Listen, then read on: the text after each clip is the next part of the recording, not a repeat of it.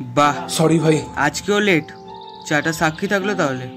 আরে কি, তুই তো জানিস সব, বিজনেসের একটু চাপ, সব কিছু সামনে আসতে হয় আমার। বাদ দে, এক্সকিউজ পরে দিবি। চাটা খেয়ে নে, ঠান্ডা হয়ে গেছে। চা তো ঠান্ডাই হয়ে গেছে ভাই। চাটা খেয়ে নে, তারপর ওখান দিয়ে একটু ঘুরে আসি। তারপর কাকু কাকিমার কি খবর?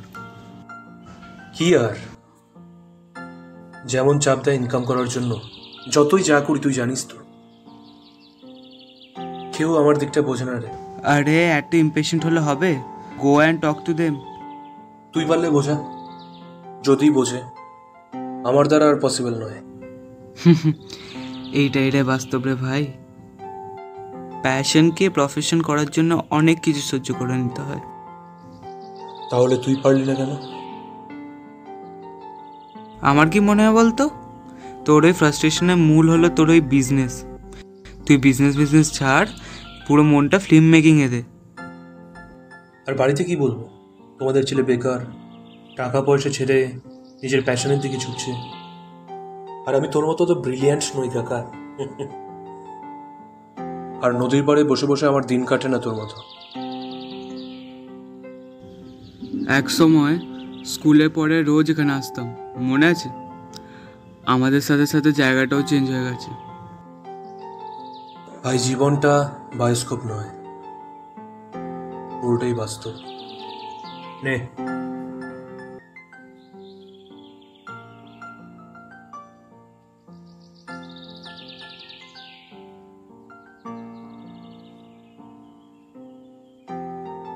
কি রে, হঠাৎ এভাবে ডাকলি?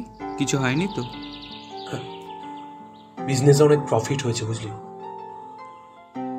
ভাবছি আরো এক্সপেন্ড করবো। কনগ্রাটস ভাই, কিন্তু এত ভালো খবর তুই মন খারাপ করে দিচ্ছিস কেন? বাড়িতে সবাই খুব খুশি, সবাই এখন পাশে দাঁড়াবে, কিন্তু ফিল্ম মেকিংটা একটা স্বপ্নই থেকে গেল। কেন? এবার তো কোনো প্রবলেম নেই, এবার তো তুই নিজের স্বপ্নের দিকে এগোতে পারবি। এতটাই সোজা?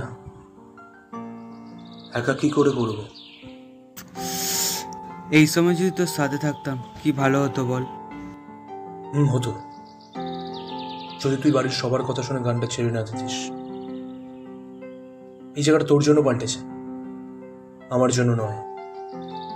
না হলে বন্ধুত্ব ভুলে গিয়ে তুই কখনো সুইসাইড করতিস না।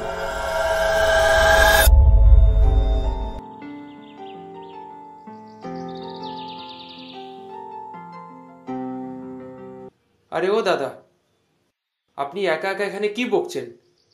আপনি কি পাগল?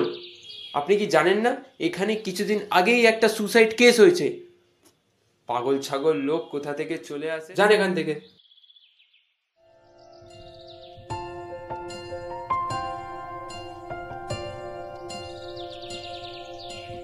জল ছবি, রং মশাল, স্কুল ছুটির হজমিরা, রূপকথার পায়রাদের গল্প বল।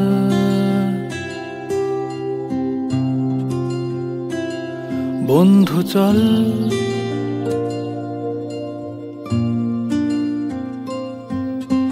রামধনু, jhalmuri, half ticket, up police, বিটনুনার চুরমুরের গল্প বল।